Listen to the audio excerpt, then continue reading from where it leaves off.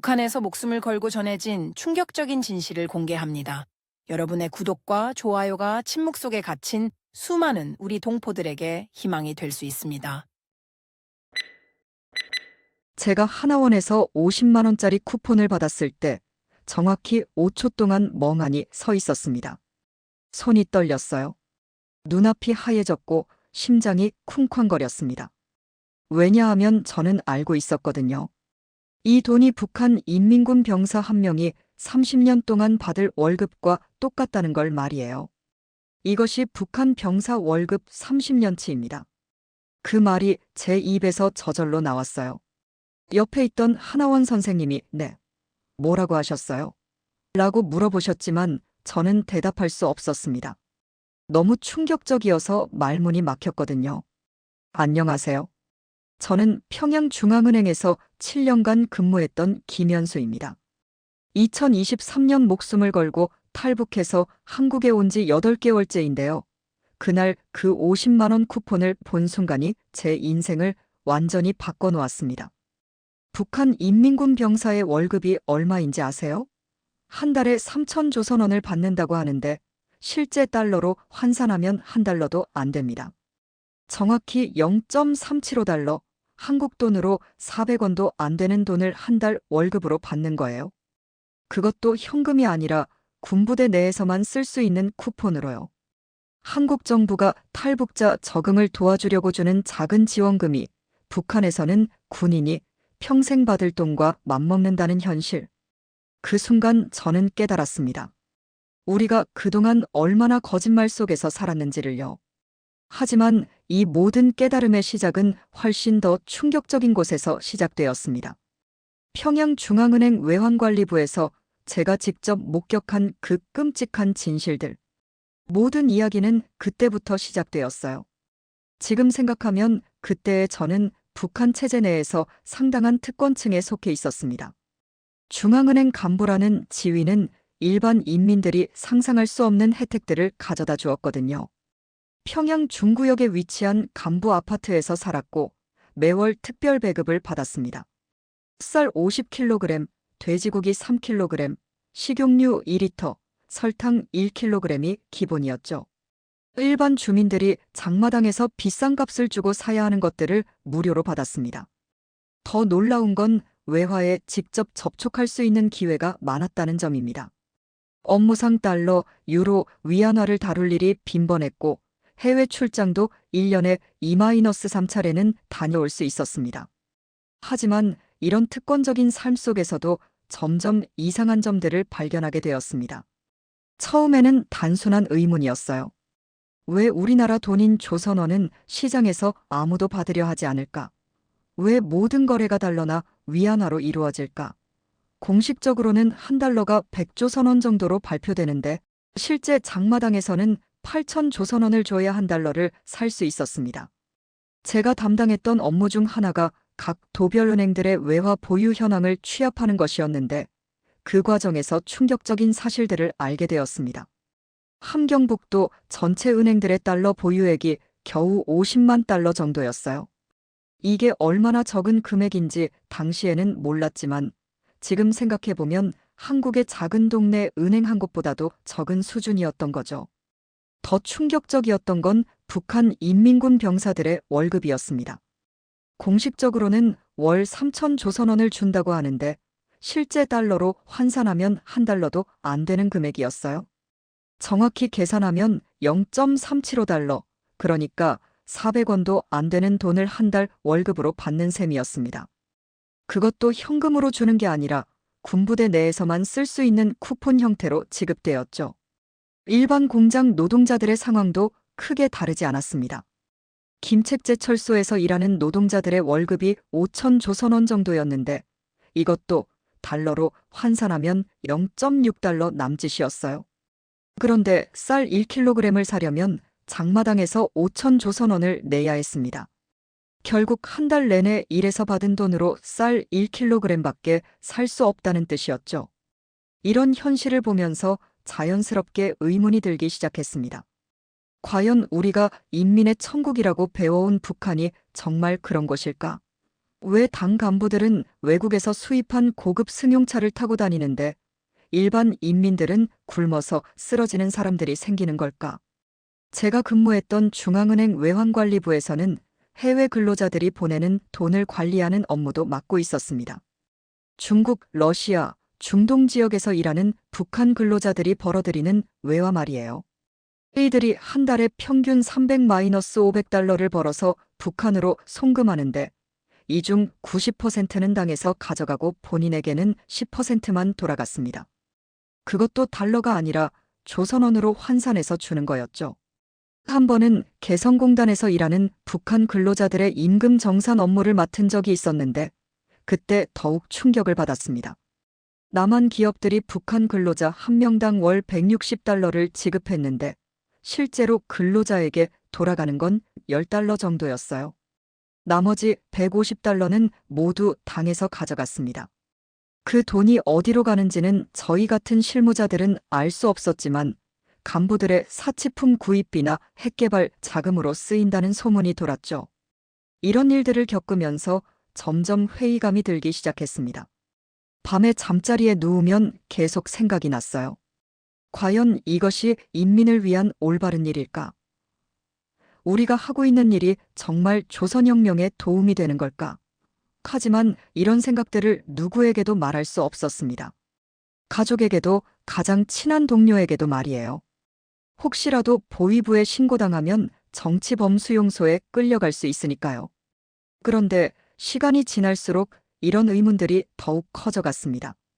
과연 우리가 알고 있는 북한의 모습이 진실일까?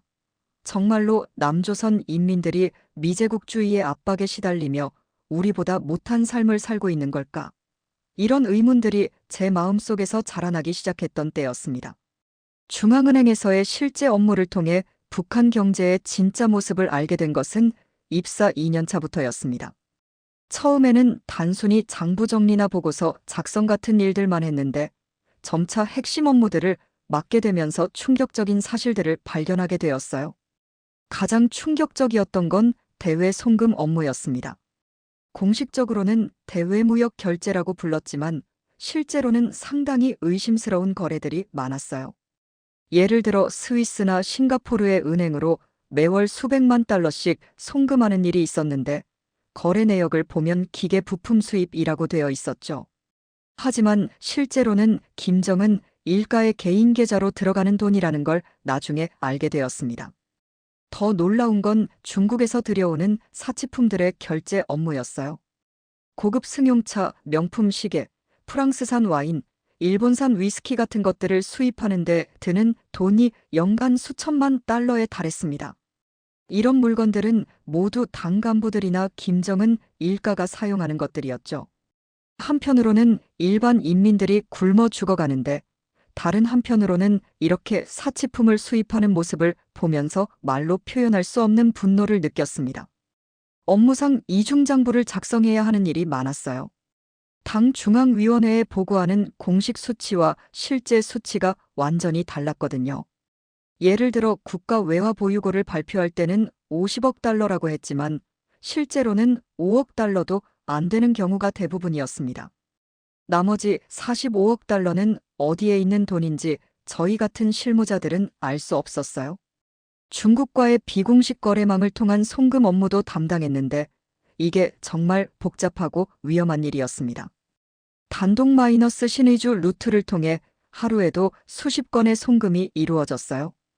대부분이 북한 고위 간부들의 개인 사업과 관련된 것들이었죠. 예를 들어 어떤 당 간부는 중국에서 석탄을 팔아서 번 돈으로 개인 부동산을 사기도 했고 또 어떤 간부는 무기 밀매로 번 돈을 스위스 은행에 숨겨두기도 했습니다. 이런 업무들을 하면서 북한 주민들의 실제 소득 수준이 얼마나 비참한지 정확히 알게 되었어요. 인민군 병사의 월급이 1-2달러라고 앞서 말했는데 이게 얼마나 적은 돈인지 구체적으로 설명해드리면 이해가 쉬울 것 같아요. 당시 장마당에서 쌀 1kg을 사려면 1.2달러 정도가 필요했거든요. 그러니까 병사가 한 달 월급을 모두 모아도 쌀 1kg 반 정도밖에 살 수 없었던 거죠. 일반 공장 노동자들의 상황도 마찬가지였습니다. 월급이 3-5달러 정도였는데 가족 4명이 한 달 동안 먹을 쌀을 사려면 최소 60-80달러가 필요했어요. 결국 월급만으로는 가족을 먹여 살릴 수 없어서 모두들 부업이나 장마당에서 장사를 해야 했습니다. 그런데 이런 개인 장사도 언제 단속에 걸려 처벌받을지 모르는 위험한 일이었죠. 한 번은 함경북도에서 올라온 보고서를 검토하는 일이 있었는데 그 내용이 정말 충격적이었습니다. 청진시의 어느 탄광에서 일하는 노동자들이 6개월째 월급을 받지 못했다는 거였어요. 탄광에서 캐낸 석탄을 중국에 팔아서 번 돈은 모두 당 간부들이 가져가고 정작 일한 노동자들에게는 한 푼도 주지 않았던 거죠. 그 결과 많은 노동자들이 영양실조에 걸렸고 심지어 굶어서 죽은 사람도 있다고 했습니다. 이런 상황을 보고하는 문서들을 작성하면서 점점 양심의 가책을 느끼기 시작했어요. 저는 매일 배불리 먹고 따뜻한 방에서 잠을 자는데 같은 나라 사람들이 굶어서 죽어가고 있었거든요. 더 화가 났던 건 이런 현실을 은폐하고 거짓으로 포장하는 일에 제가 직접 참여하고 있다는 점이었습니다. 동료 중에 한 명이 이런 현실에 대해 의문을 제기한 적이 있었어요. 김철수라는 친구였는데 어느 날 저에게 조심스럽게 말했습니다. 현수야, 우리가 하는 일이 정말 옳은 일일까? 인민들은 굶어 죽는데 간부들만 배불리 먹는 게 맞나? 그때 저는 너무 무서워서 그런 말 하지 마. 누가 들으면 어떻게 하려고 라고 말렸어요. 하지만 속으로는 그 친구의 말에 깊이 공감하고 있었죠. 그런데 얼마 후 그 친구에게 끔찍한 일이 생겼습니다. 어떤 경로로 보위부에 신고가 들어간 모양이에요. 어느 날 갑자기 친구가 출근하지 않더니 며칠 후 반당 반혁명 활동 혐의로 정치범 수용소에 수감되었다는 소식을 들었습니다. 그의 가족들도 모두 함께 끌려갔고 그 후로는 소식을 전혀 들을 수 없었어요. 이 사건을 겪고 나서 저는 완전히 달라졌습니다. 겉으로는 충성스러운 당원인 척했지만 속으로는 끊임없이 탈출을 생각하게 되었어요. 이 체제는 정말 썩어빠진 체제구나. 언젠가는 이곳을 벗어나야 해. 그런 생각이 머릿속에서 떠나지 않았습니다. 하지만 실행에 옮기기까지는 오랜 시간이 걸렸죠. 실패하면 죽음이 기다리고 있었으니까요. 2022년 가을, 제 인생을 완전히 바꾸어 놓은 결정적인 사건이 일어났습니다. 당 중앙위원회에서 내려온 극비 지시서를 받아보는 순간 저는 더 이상 이 체제에 복종할 수 없다는 걸 깨달았어요. 지시서의 내용은 해외 근로자들의 임금 상납률을 기존 90%에서 95%로 올리라는 것이었습니다. 다시 말해 중국이나 러시아에서 목숨을 걸고 일하는 북한 근로자들이 벌어들이는 돈 중에서 95%를 당에 바치고 본인은 5%만 가져가라는 뜻이었죠. 월 400달러를 벌면 380달러는 당에 바치고 20달러만 받으라는 거였습니다. 그것도 달러가 아니라 쓸모없는 조선원으로 말이에요. 더 충격적이었던 건 개성공단 관련 지시였습니다. 남한 기업들이 북한 근로자들에게 지급하는 임금을 이제는 100% 당에서 가져가라는 내용이었어요. 근로자들에게는 남조선 괴뢰들로부터 받는 더러운 돈은 당에 바치는 것이 혁명적 의무라고 선전하고 대신 쌀 배급을 조금 늘려주라는 지시였죠. 이 지시서를 바탕으로 공문을 작성하면서 손이 떨렸습니다.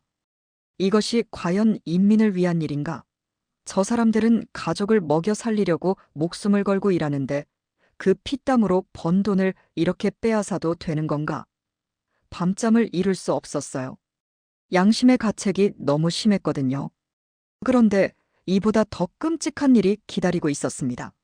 며칠 후 또 다른 지시서가 내려왔는데 이번에는 아예 개인 계좌를 만들어서 김정은 일가의 개인 자산을 관리하라는 내용이었어요.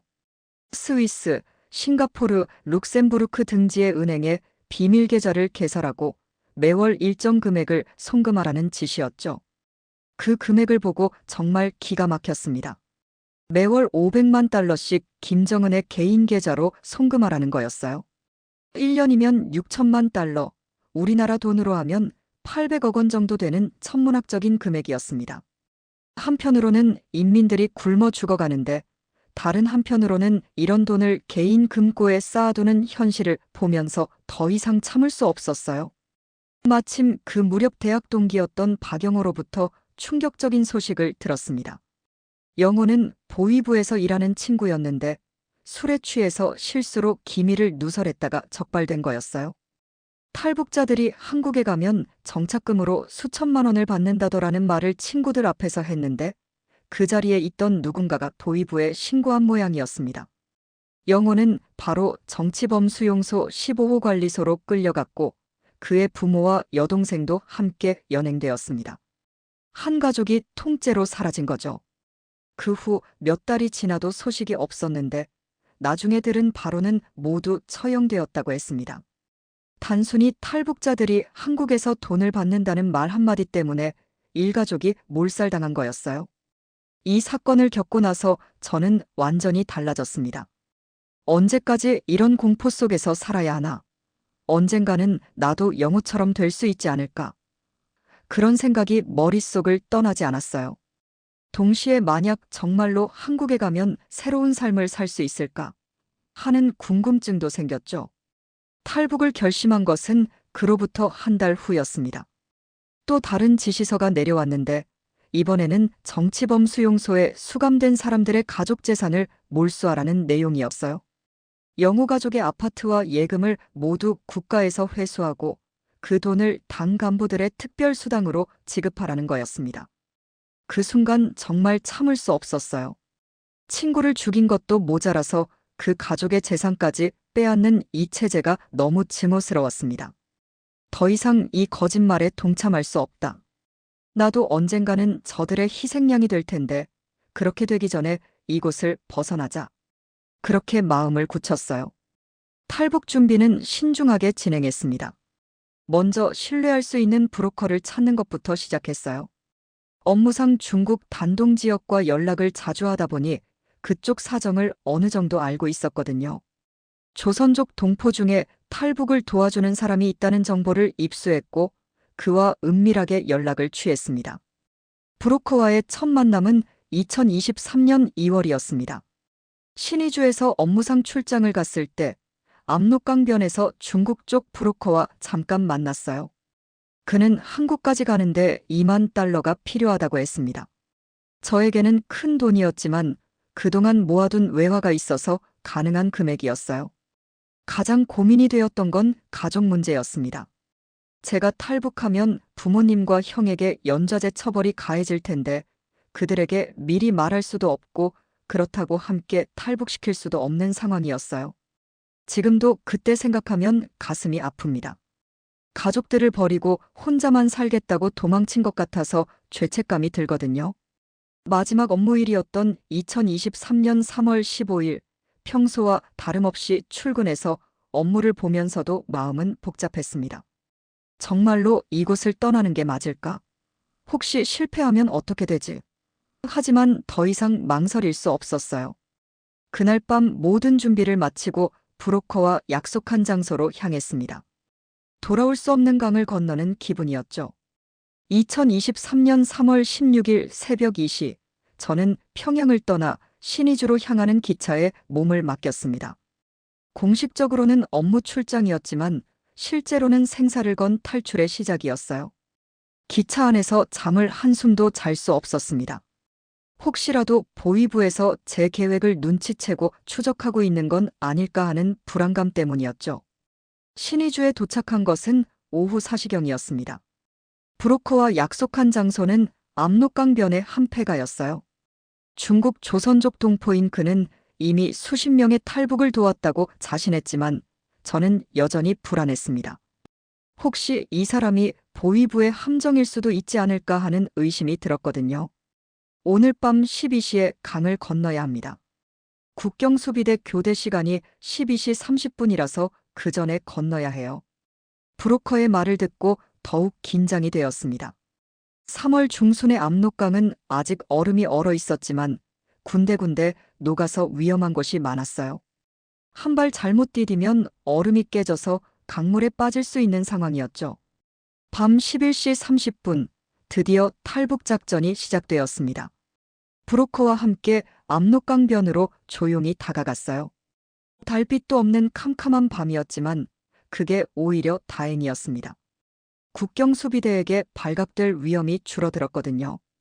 하지만 앞이 보이지 않아서 발걸음을 옮기기가 무척 어려웠어요. 강변에 도착해서 보니 생각보다 훨씬 위험해 보였습니다. 얼음 위에 눈이 쌓여 있어서 어디가 안전한지 구분할 수 없었어요. 브로커가 앞서가면서 제 발자국만 따라오세요. 절대 다른 곳으로 가면 안 됩니다라고 속삭였습니다. 그 순간 정말 죽을 각오를 해야겠다는 생각이 들었어요. 첫 발을 얼음 위에 내디뎠을 때의 그 느낌을 지금도 잊을 수 없습니다. 발 아래에서 얼음이 삐걱거리는 소리가 났고 혹시 깨지는 건 아닐까 하는 공포가 온몸을 휩쌌어요. 한 걸음 한 걸음 조심스럽게 움직였지만 심장은 터질 것 같았습니다. 강 중간쯤 갔을 때 정말 아찔한 순간이 있었어요. 제 바로 앞에 얼음이 갑자기 갈라지면서 차가운 강물이 솟아오른 거예요. 브로커가 재빨리 제 팔을 잡아 끌면서 빨리 이쪽으로요. 라고 외쳤습니다. 그 순간 정말 죽을 뻔했다는 생각이 들었어요. 만약 그 얼음 위로 한 걸음 더 나아갔다면 강물에 빠져서 얼어 죽었을 거예요. 30분 정도 걸려서 겨우 중국 땅에 발을 디뎠습니다. 그 순간의 감정을 어떻게 표현해야 할지 모르겠어요. 안도감과 동시에 더 큰 불안감이 밀려왔거든요. 이제 정말로 돌아갈 수 없는 강을 건넌 것이었으니까요. 북한에 남아있는 가족들 생각이 나면서 눈물이 났습니다. 중국에서의 첫 번째 은신처는 단동시 외곽의 한 농가였어요. 조선족 할머니가 혼자 사는 집이었는데 그분도 탈북자들을 도와주다가 여러 번 공안에 잡혀간 경험이 있다고 하셨습니다. 여기서 일주일 정도 쉬면서 다음 계획을 세워야 해요. 중국 공안들이 수시로 단속하니까 절대 밖으로 나가면 안 됩니다. 그 일주일이 정말 길게 느껴졌어요. 작은 다락방에 숨어서 하루 종일 웅크리고 있어야 했거든요. 밖에서 조금이라도 소리가 나면 혹시 공안이 온 건 아닐까 하는 생각에 온몸이 떨렸습니다. 특히 밤에는 잠을 제대로 잘 수 없었어요. 언제 잡혀갈지 모른다는 불안감 때문이었죠. 더 큰 충격을 받은 건 다른 탈북자의 체포 소식을 들었을 때였어요. 저와 비슷한 시기에 탈북한 사람이 단동에서 중국 공안에 잡혀서 북한으로 송환되었다는 소식이었습니다. 그 사람은 북한으로 돌아가자마자 정치범 수용소로 끌려갔다고 했어요. 그 얘기를 들으니 더욱 무서워졌습니다. 일주일 후 브로커가 새로운 계획을 알려주었습니다. 기차를 타고 베이징으로 이동한 다음 거기서 비행기를 타고 라오스로 가야 한다는 거였어요. 라오스에서 태국으로 넘어간 후 태국에 있는 항공영사관에서 망명 신청을 하는 것이 가장 안전한 방법이라고 했습니다. 베이징까지 가는 기차 여행이 가장 위험했어요. 혹시라도 신분 확인을 받으면 바로 들통이 날 상황이었거든요. 브로커가 준비해준 가짜 중국 신분증을 들고 있었지만 중국어를 제대로 할 줄 모르는 저로서는 말 한마디라도 잘못하면 끝장이었습니다. 다행히 기차 안에서는 별다른 검문 없이 무사히 베이징에 도착할 수 있었어요. 하지만 베이징에서도 안전하지 않았습니다. 그곳에도 북한 보위부 요원들이 활동하고 있다는 얘기를 들었거든요. 탈북자들을 찾아서 납치해 북한으로 데려가는 일도 종종 있다고 했어요. 베이징에서 라오스로 가는 비행기를 타기까지 3일을 기다려야 했는데 그 3일이 정말 지옥 같았습니다. 베이징 외곽의 한 여관에 숨어 지내면서 하루 종일 문을 열지 못하고 있어야 했어요. 중국 음식 냄새도 익숙하지 않았고 언어도 통하지 않아서 답답했습니다. 드디어 라오스 비엔티안행 비행기에 몸을 맡겼을 때의 기분은 정말 복잡했어요. 한편으로는 안도감이 들었지만 다른 한편으로는 정말로 이 길이 맞는 걸까 하는 의문도 들었거든요. 비행기 창문으로 내려다보는 중국 땅을 보면서 다시는 고향을 볼 수 없구나 하는 생각에 눈물이 났습니다. 라오스에서 태국으로 넘어가는 것은 상대적으로 쉬웠어요. 육로로 국경을 넘어서 방콕에 있는 항공영사관에 도착한 것은 탈북을 시작한 지 정확히 17일 만이었습니다. 영사관 직원이 한국으로 가시겠습니까? 라고 물었을 때 저는 주저없이 네라고 대답했어요. 그 순간 정말로 자유로워진 것 같은 기분이 들었습니다. 2023년 4월 2일 인천공항에 발을 디뎠을 때의 그 감정을 어떻게 표현해야 할지 모르겠습니다. 17일간의 위험한 여정을 끝내고 드디어 자유 대한민국에 도착한 거였어요. 하지만 기쁨보다는 막막함이 더 컸습니다. 이제 정말로 새로운 삶을 시작해야 한다는 부담감 때문이었죠. 공항에서 국정원 직원들과 간단한 면담을 마친 후 곧바로 하나원으로 이동했습니다. 하나원은 탈북자들의 남한 사회 적응을 도와주는 교육기관이라고 들었는데 실제로 가보니 생각보다 체계적으로 운영되고 있었어요. 3개월간 머물면서 한국 사회에 대한 기본적인 교육을 받게 된다고 했습니다. 처음 며칠은 정말 신기한 것들의 연속이었어요. 우선 방 안에 에어컨과 개인 화장실이 있다는 것부터가 놀라웠습니다. 북한에서는 당 간부였던 저도 개인 화장실을 쓸 수 없었거든요. 그리고 24시간 언제든지 뜨거운 물이 나온다는 것도 믿기 어려웠어요. 하지만 가장 큰 충격은 식당에서 받았습니다. 3끼 모두 배불리 먹을 수 있고 반찬도 10가지가 넘게 나왔었거든요. 쌀밥은 물론이고 고기 반찬도 매일 나왔어요. 북한에서는 명절 때나 먹을 수 있는 음식들을 여기서는 매일 먹을 수 있다는 게 정말 놀라웠습니다. 하나원에서의 교육 내용도 충격의 연속이었어요. 한국의 경제 규모가 세계 10위권이라는 것, 1인당 국민 소득이 3만 달러가 넘는다는 것, 그리고 북한과 한국의 경제 격차가 40배 이상 난다는 사실을 알았을 때는 정말 믿기 어려웠어요. 설마 이것도 선전 아닌가 하는 생각이 들 정도였습니다. 2개월쯤 지났을 때 정말 잊을 수 없는 일이 일어났습니다. 하나원에서 사회 적응 프로그램의 일환으로 대형마트 견학을 간 날이었어요. 이마트라는 곳이었는데 그 규모에 먼저 놀랐습니다. 북한의 제1백화점보다 몇 배나 큰 건물에 상상할 수 없을 만큼 많은 상품들이 진열되어 있었거든요. 마트 안을 둘러보는데 정말 눈이 휘둥그레졌어요. 과일만 해도 수십 가지가 있었고 고기도 소고기, 돼지고기, 닭고기는 물론이고 각 부위별로 세분화되어 팔고 있었습니다. 북한에서는 고기 자체를 구경하기 어려웠는데 여기서는 너무 많아서 뭘 골라야 할지 모를 정도였어요. 가장 충격적이었던 건 과자와 음료수 코너였습니다. 한국 제품은 물론이고 외국에서 수입한 제품들까지 셀 수 없을 만큼 많았어요. 가격표를 보니 대부분 1,000원에서 5,000원 사이였는데 이게 얼마나 싼 건지 그때는 실감하지 못했습니다. 견학이 끝나고 하나원으로 돌아오면서 담당 선생님이 저희에게 사회적응 쿠폰을 나누어 주셨어요. 이제 곧 하나원을 나가시게 될 텐데 생필품 구입에 도움이 되라고 정부에서 지원해 주는 겁니다. 그러면서 50만 원짜리 쿠폰을 제 손에 쥐어주셨어요. 그 순간 저는 정말 5초 정도 멍하니 서 있었습니다. 50만 원이라는 숫자를 보면서 머릿속으로 빠르게 계산을 해봤거든요. 북한에서 중앙은행에 근무할 때 알고 있던 병사들의 월급이 1-2달러 정도였으니까 50만 원을 달러로 환산하면 약 400달러 정도였어요. 그러면 북한 병사가 30년 동안 받을 월급과 거의 비슷한 금액이었습니다. 이것이 북한 병사 월급 30년치입니다.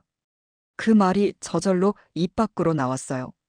옆에 있던 선생님이 네, 뭐라고 하셨어요? 라고 물어보셨지만 저는 대답할 수 없었습니다. 너무 충격적이어서 말문이 막혔거든요. 집으로 돌아와서 혼자 생각해보니 더욱 충격적이었어요. 한국에서는 정부가 탈북자 적응을 도와주려고 주는 작은 지원금이 북한에서는 군인이 평생 받을 돈과 맞먹는다는 현실이 너무나 비현실적으로 느껴졌습니다. 그동안 북한에서 남조선 괴뢰들이 미제의 압박을 받으며 힘들게 살고 있다고 배웠는데 실제로는 완전히 반대였던 거죠. 더 놀라운 건 이 50만 원으로 무엇을 할 수 있는지 알아봤을 때였어요. 쌀 20kg을 살 수 있고 옷도 몇 벌 살 수 있고 휴대폰도 살 수 있다는 걸 알았거든요. 북한에서는 이런 것들을 사려면 몇 년을 저축해야 했는데 여기서는 정부 지원금 하나로 모든 게 해결되는 거였어요. 그날 밤 잠을 못 이뤘습니다. 한편으로는 이런 풍요로운 나라에 온 것이 감사했지만 다른 한편으로는 북한에 남아있는 사람들에 대한 죄책감이 들었어요. 특히 제가 중앙은행에서 함께 일했던 동료들이 생각났습니다. 그들은 아직도 그 지옥 같은 곳에서 하루하루를 버텨내고 있을 텐데 저만 이런 혜택을 받는 게 맞나 하는 생각이 들었거든요. 며칠 후 다른 탈북자 선배로부터 더 자세한 한국 사회에 대한 설명을 들었어요. 50만 원은 한국에서 그렇게 큰 돈이 아니에요. 대학생들이 한 달 용돈으로 받는 정도의 금액이거든요. 그 말을 듣고 더욱 충격을 받았습니다. 북한 병사 30년치 월급이 한국 대학생의 한 달 용돈과 비슷하다는 현실을 받아들이기 어려웠어요. 그때부터 저는 북한과 한국의 경제 격차가 단순히 숫자로 표현할 수 있는 수준이 아니라는 걸 깨달았습니다. 이건 완전히 다른 차원의 문제였어요. 북한 주민들이 얼마나 비참한 상황에서 살고 있는지, 그리고 우리가 그동안 얼마나 거짓말에 속아서 살았는지를 실감하게 되었습니다. 하나원을 나오기 전 마지막 며칠 동안 저는 계속 그 50만 원 쿠폰을 들여다보며 생각에 잠겼어요. 과연 내가 북한에서 나온 게 맞는 선택이었을까? 이제 어떻게 살아가야 할까? 그런 복잡한 감정들이 마음속에서 소용돌이쳤습니다. 하나원을 나온 지 벌써 8개월이 지났습니다. 현재 저는 서울 노원구의 한 작은 원룸에서 혼자 살고 있어요.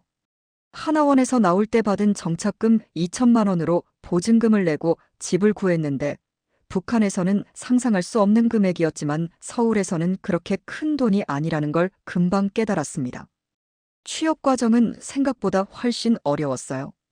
북한에서 중앙은행 간부로 7년간 일했다고 하면 사람들이 신기해하면서도 한편으로는 경계하는 눈빛을 보내곤 했습니다. 북한 출신이면 적응이 어렵지 않을까요? 우리 회사 업무를 제대로 할 수 있을까요? 이런 질문들을 받을 때마다 마음이 아팠어요. 다행히 현재는 한 회계사무소에서 일하고 있습니다. 월급은 230만 원 정도인데 북한 기준으로 보면 천문학적인 금액이지만 서울에서 살기에는 넉넉하지 않은 수준이에요. 집세 60만 원, 생활비 100만 원 정도 쓰고 나면 저축할 수 있는 돈이 많지 않거든요. 그래도 매일 배불리 먹고 따뜻한 집에서 잠들 수 있다는 게 감사할 따름입니다. 하지만 마음속 깊은 곳에서는 항상 북한에 남아있는 사람들에 대한 걱정이 떠나지 않아요. 특히 제가 탈북한 후 가족들이 어떻게 되었는지가 가장 큰 걱정입니다. 연좌제 때문에 부모님과 형이 처벌받았을 가능성이 높거든요. 함께 일했던 중앙은행 동료들의 안부도 궁금하고 혹시 제 탈북 사실 때문에 피해를 본 사람은 없는지도 걱정됩니다. 그 50만 원 쿠폰 사건 이후 계속해서 북한과 한국의 경제 격차에 대해 깊이 생각하게 되었어요. 처음에는 단순히 한국이 잘 사는구나 정도로 생각했는데 시간이 지날수록 이 문제가 얼마나 심각한지 깨닫게 되었습니다. 북한 주민들이 받는 실질적인 임금으로는 기본적인 생존조차 어려운 수준이라는 걸 이제야 제대로 이해하게 되었거든요. 예를 들어 북한에서 쌀 1kg을 사려면 병사는 한 달 월급을 모두 써야 하고 일반 노동자도 월급의 3분의 1을 써야 합니다. 반면 한국에서는 최저임금을 받는 노동자도 1시간 일하면 쌀 1kg을 살 수 있어요. 이런 차이를 보면서 진짜 가난이 무엇인지 이제야 알았다는 생각이 들었습니다. 더 충격적인 건 북한 체제의 경제적 착취 구조를 객관적으로 바라볼 수 있게 되었다는 점이에요. 해외 근로자들이 벌어들이는 돈의 95%를 당에서 가져가고 개성공단 근로자들의 임금도 모두 횡령하는 시스템이 얼마나 비인간적인지 깨달았습니다. 이런 돈들이 김정은 일가의 사치품 구입이나 핵무기 개발에 쓰이는 동안 일반 주민들은 굶어서 죽어가고 있었던 거죠. 한국에 와서 가장 놀란 것 중 하나는 정부가 국민들에게 직접적인 지원을 한다는 점이었어요. 코로나19 때 전 국민에게 재난지원금을 준다거나 저소득층에게 생계비를 지원한다거나 하는 정책들을 보면서 정부가 정말로 국민을 위해 존재하는구나 하는 생각이 들었습니다. 북한에서는 정반대였거든요. 인민들이 당을 위해 모든 것을 바쳐야 하는 시스템이었으니까요. 요즘 들어 통일에 대해서도 많이 생각하게 되었어요. 과연 북한과 한국이 통일되면 어떻게 될까 하는 궁금증이 들거든요. 동서독 통일 사례를 공부해 봤는데 독일도 통일 후 경제 격차 해소에 수십 년이 걸렸다고 하더라고요. 북한과 한국의 경제 격차는 동서독보다 훨씬 크니까 통일이 되더라도 적응하는데 엄청난 시간이 걸릴 것 같아요. 특히 북한 주민들이 한국 사회에 적응하는 과정에서 겪을 충격과 혼란이 걱정됩니다. 저만 해도 아직까지 한국 사회에 완전히 적응했다고 할 수 없는데 2,500만 명의 북한 주민들이 모두 이런 과정을 겪어야 한다면 정말 큰 사회적 문제가 될 수 있을 것 같아요. 점진적인 개방을 통해 북한 주민들이 서서히 외부 세계를 접할 수 있도록 하는 것이 필요하다고 생각합니다. 현재 제가 가장 고민하는 건 정착금 관리 문제예요. 하나원에서 나올 때 받은 2천만 원이 벌써 절반 정도 줄어들었거든요. 집 구하는데 1,000만 원, 생활비로 500만 원 정도 쓰고 나니 이제 500만 원 정도밖에 남지 않았어요. 이 돈을 어떻게 관리해야 할지, 그리고 앞으로 어떻게 경제적 자립을 이룰지가 큰 고민입니다. 또 다른 고민은 북한 출신으로서의 사회적 책임감이에요. 한국 사회에서 살아가면서 북한의 실상을 알리는 것이 제 의무라고 생각하는데 어떤 방식으로 해야 할지 모르겠어요. 너무 자극적으로 이야기하면 남한 사람들이 북한에 대해 더 큰 거부감을 가질 수 있고, 그렇다고 너무 조심스럽게 이야기하면 실상이 제대로 전달되지 않을 것 같거든요. 가끔씩 과연 내가 올바른 선택을 한 것일까 하는 생각이 들기도 해요. 물론 한국에서의 삶이 북한에서보다 훨씬 자유롭고 풍요롭다는 건 확실합니다. 하지만 가족과 고향을 떠나 혼자 살아가야 하는 외로움, 그리고 북한에 남은 사람들에 대한 죄책감 같은 것들이 마음을 무겁게 만들어요. 그래도 분명한 건 제가 경험한 그 50만 원 쿠폰의 충격, 즉 북한과 한국의 경제 격차를 실감했던 그 순간이 제 인생의 전환점이었다는 점이에요. 그 순간을 통해 북한 체제의 문제점을 더욱 명확히 깨달았고, 동시에 한국 사회의 가치를 이해하게 되었거든요. 앞으로도 이런 경험들을 바탕으로 두 사회의 차이를 객관적으로 바라보며 살아가고 싶습니다.